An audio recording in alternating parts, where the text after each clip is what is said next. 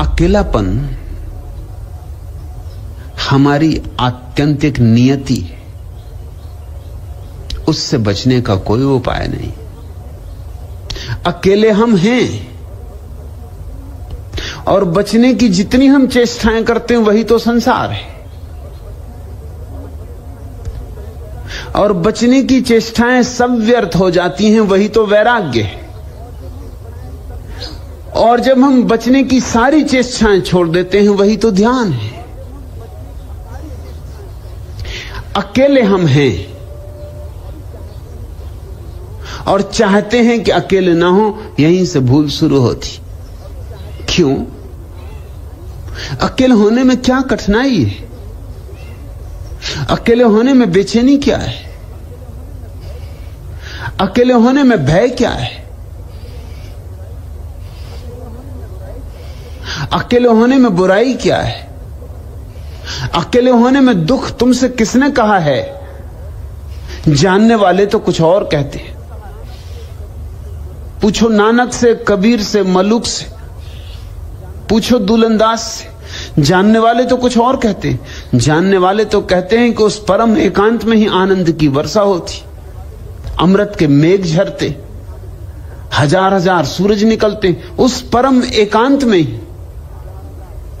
लेकिन आदमी भाग रहा है, अकेले से डर रहा है।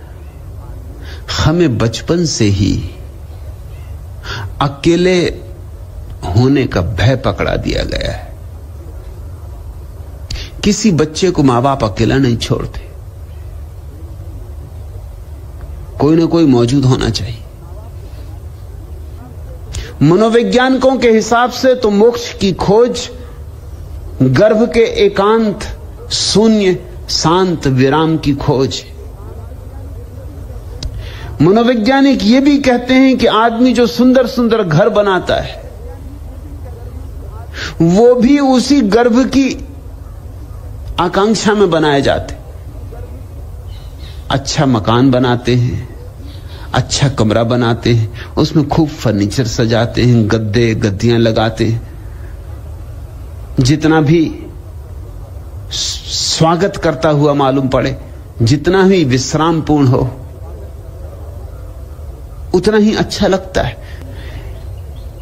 एक टैंक बनाया है वैज्ञानिकों ने, ठीक गर्भ के आधार पर। उसको जमीन के नीचे गड़ा देते हैं।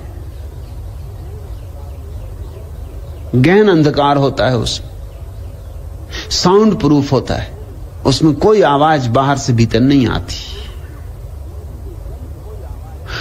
उसमें जो जल होता है वो ठीक वैसा ही रासायनिक होता है जैसा मां के पेट में जो जल होता है जिसमें बच्चा तैरता है। मां के पेट में जो जल होता है उसमें इप्सम साल्ट की इतनी मात्रा होती है कि बच्चा डूब नहीं सकता।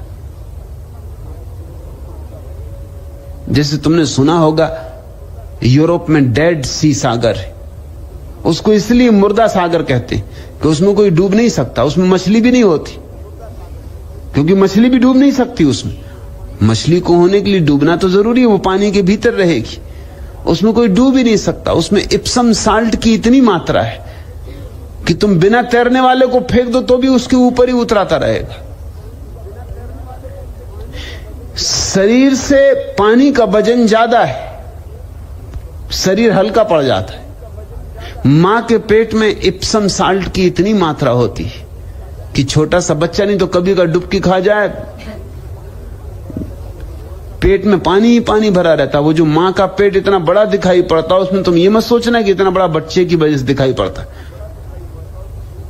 उसमें बड़ा कारण तो पानी का भरा होना है।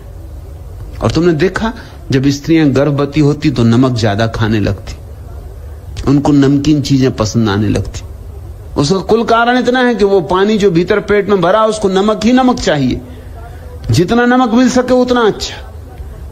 यहां तक हालत हो जाती है कि स्त्री दीवानों का चूना निकाल के खाने लगती,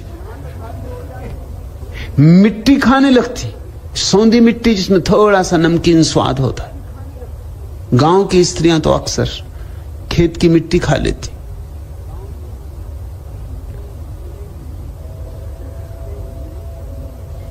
उस टैंक में ठीक उतनी ही मात्रा में रासायनिक द्रव्य होते हैं जितने मां के पेट में होते। उस टैंक में आदमी को छोड़ देते, उसमें तुम डूब नहीं सकते, तुम लाख उपाय करो तो नहीं डूब सकते, उसमें तुम तैरते ही रहते हो। और गहन अंधकार, और तुम्हारी नाक से बस एक नली जुड़ी रहती, जैसे मां के पेट में तुम मां से जुड़े रहते हो श्वास लेने के लिए, ऐसी ही बस एक नली जुड़ी रहती जिससे ऑक्सीजन आता रहता। इस टैंक में घंटे 2 घंटे रहने पर अपूर्व अनुभव होते, शांति के, शून्य के, देह रहितता के। उस टैंक का नाम ही उन्होंने रखा है समाधि टैंक। उनके लिए कोई और अच्छा नाम मिला भी नहीं, पश्चिम की भाषा में है भी नहीं कोई और अच्छा नाम।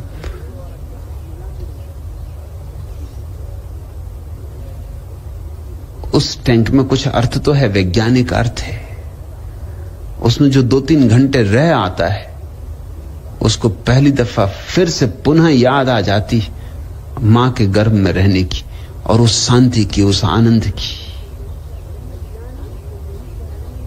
वैज्ञानिक तो यही कहते हैं कि ध्यान की प्रक्रियाएं भी उसी अवस्था में ले जाती, बिना बाहरी उपकरणों के।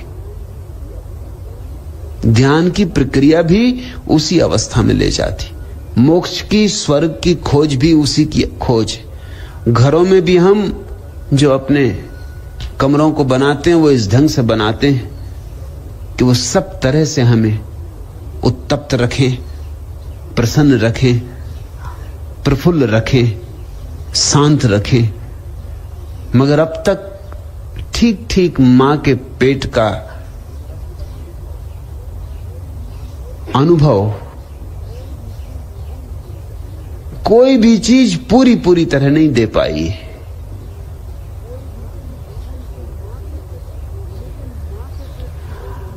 लेकिन मां के पेट में 9 महीने बच्चा अकेला रहता है, न तो भयभीत होता, न चिंतित होता, न सोचता कि क्लब चले जाएं, कि रोटरी के मेंबर बन जाएं, कि होटल हो आएं, कि ताश ही खेल लें, कुछ नहीं तो समय काटें, कि चलो फिल्म देखाएं, चलो गपशप करें पड़ोसियों से। कुछ भी नहीं, 9 महीने बिल्कुल सन्नाटा है। तो एक बात तो निश्चित है कि तुम स्वभाव से एकांत में रहने को बने हो, और स्वभाव से एकांत में तुम्हें रस है, कोई दुख नहीं। मगर पैदा होते से उपद्रव शुरू होता है। जैसे ही बच्चा पैदा होता है वैसे ही उसे दूसरे की जरूरत मालूम होने लगती। मां के बिना भूखा हो जाता है, मां की जरूरत, मां के स्तन की जरूरत। इसलिए लोगों के मन में मां के स्तन की प्रतीक्षा जीवन भर बनी रहती। चित्रकार स्तन बनाते हैं, मूर्तिकार स्तन बनाते हैं, खजुराहो हो कि कोणार्क हो, बस स्तन ही स्तन। और ऐसे स्तन जो कि होते भी नहीं। इतने बड़े बड़े स्तन की स्त्रियां चल भी ना सकें, चलें तो गिर जाएं। कविताएं स्तन की, हर चीज स्तन के आसपास घूमती। कुछ कारण होना चाहिए, गहरा कारण होना चाहिए। कारण यही है कि बच्चे का पहला अनुभव इस जगत का स्तन का अनुभव है, और पहला अनुभव महत्वपूर्ण अनुभव है, और पहले अनुभव की छाप जिंदगी भर पीछे रहती। मैं एक बूढ़े आदमी को देखने गया था, वो मर रहे थे, उनकी उम्र कोई 78 वर्ष थी। कमरे में कोई भी ना था, सिर्फ उनकी पत्नी थी। उन्होंने पत्नी से कहा कि तू बाहर जा, मुझे आपसे कुछ निजी बात करनी। उनकी पत्नी बाहर चली गई। मैं भी थोड़ा हैरान हुआ कि निजी बात, शायद वो कुछ ध्यान, समाधि। उन्होंने मुझसे कहा सिर्फ एक बात पूछनी कि मैं मरने के करीब आ गया, मौत करीब है, मगर स्त्री के स्तनों में मेरा रस नहीं जाता, मर रहा हूं। लेकिन वो जो मेरी महिला डॉक्टर है वो देखने आती तो मैं मौत की भूल जाता हूं, उसके स्तन देखने लगता हूं। तो मैं तुमसे ये पूछता हूं कि मेरे 78 वर्ष की उम्र, सब जिंदगी देख ली, मगर ये स्तन से मेरा रस क्यों नहीं जाता? इसका कारण क्या होगा? और मैं किसी से पूछ भी नहीं सकता। ऐसे तो मुनि महाराज भी आते, मगर उनसे मैं पूछूं तो वो बहुत नाराज हो जाएंगे। आपसे ही पूछ सकता हूं। मैंने कहा ये बात सीधी सादी है। सच तो यह है कि जैसे जन्म के समय पहली याद स्तन की आती, वैसे अक्सर मरते वक्त भी आखिरी याद स्तन की आती। जिन्होंने इस पर खोजबीन की है पूरब के देशों में, उनका कहना है कि मरते वक्त आदमी आखिरी क्षण में स्तन की याद करते ही मरता है, वही उसकी नए गर्भ में प्रवेश की यात्रा है। वर्तुल पूरा हो गया। लेकिन बच्चे को स्तन की जरूरत है, बहुत जरूरत है। भोजन भी वही, उष्णता भी वही, प्रेम भी वही। दूसरा मुझे आदर करता है, प्रेम करता है, फिक्र करता है, इसका प्रमाण भी वही। बस धीरे धीरे शुरू हुआ, वो दूसरा महत्वपूर्ण होने लगा। मां थोड़ी देर को नहीं आती, बच्चा पानी में पड़ गया है या पेशाब कर ली है और गीला कपड़ा हो गया है तो परेशान हो रहा है, दूसरे की जरूरत है। असहाय बच्चा दूसरे की जरूरत अनुभव करने लगता है, और माँ बाप भी इसमें मजा लेते हैं कि बच्चा निर्भर हो। कोई जब आप पे निर्भर होता है तो अच्छा लगता है कि आपकी भी दुनिया में कुछ जरूरत है। जब बच्चे अपने पैर पर खड़े हो जाते हैं तो माँ बाप को सच में अच्छा नहीं लगता। ऊपर से तो कहते हैं कि हम बड़े प्रसन्न हैं कि अब तुम अपने पैर पर खड़े हो गए, मगर उनका चेहरा जरा गौर से देखो, वो ये कह रहे हैं कि ठीक है, मतलब अब हमारी तुम्हें कोई जरूरत ना रही। ऐसे तो ऊपर से बच्चों का शादी विवाह कर देते, मगर भीतर से विरोध पैदा होता है। इसलिए सास बहू झगड़ते ही रहते। सास ये बर्दाश्त कर ही नहीं सकती कि मेरा बेटा जो सदा मुझ पर निर्भर था, आज किसी और स्त्री पर निर्भर हो गया। जिसको बुद्धिमान बनाने में मुझे 25 साल लगे, एक औरत ने 5 मिनट में बुद्धू बना दिया। इसको सास बर्दाश्त करे भी तो कैसे करे? आग जलती, ये बिल्कुल स्वाभाविक है। कहते हैं कि प्रसन्न रहो, अब अपने पैर पर खड़े हो गए, मगर जरा गौर करना उनके चेहरे पर, उनकी भाषा पर। बड़ी मजबूरी में जैसे बात कही जा रही। चाहेंगे तो अब भी मां बाप की बच्चे उन पर निर्भर रहें, चाहेंगे तो वो कि सदा निर्भर रहें, क्योंकि उनकी निर्भरता में अहंकार की तृप्ति है। तो मां बाप पूरी चेष्टा करते हैं कि बच्चा निर्भर हो, हर चीज पे निर्भर हो। बच्चे ही निर्भर नहीं कर लेते, हम बड़ों को भी निर्भर करते। स्त्रियां पतियों को बिल्कुल निर्भर कर लेती। ऐसे ऊपर से तो ख्याल यही होता और दिखावा भी यही होता, और शायद पत्नियों को भरोसा भी यही होता है कि हम सेवा कर रहे हैं। वो पत्नी को माचिस भी ना उठाने देंगी, पति को सिगरेट भी ना उठाने देंगी, वो खुद उठा के सिगरेट लाएंगी, माचिस जला देंगी। वो इतना निर्भर कर लेंगी पति को कि 2 दिन के लिए पत्नी मायके चला जाए तो पति बिल्कुल असहाय है। उसको पता नहीं कि सिगरेट कहां, कि माचिस कहां। मुल्ला नसरुद्दीन एक दिन खोज रहा है चौके में, पत्नी चिल्ला रही कि बड़ी देर हो गई, तुम्हें नमक भी नहीं मिल रहा। उसने कहा मैंने करीब करीब सब डब्बे खोल डाले, नमक का कुछ पता नहीं चल रहा। पत्नी ने कहा तुम अंधे हो, बिल्कुल आंख के अंधे हो, उम्र तुम्हारी हो गई मगर मेरे बिना तुम 1 इंच नहीं चल सकते हो। अरे सामने ही जिस डब्बे में लिखा है मिर्ची, उसी में नमक है।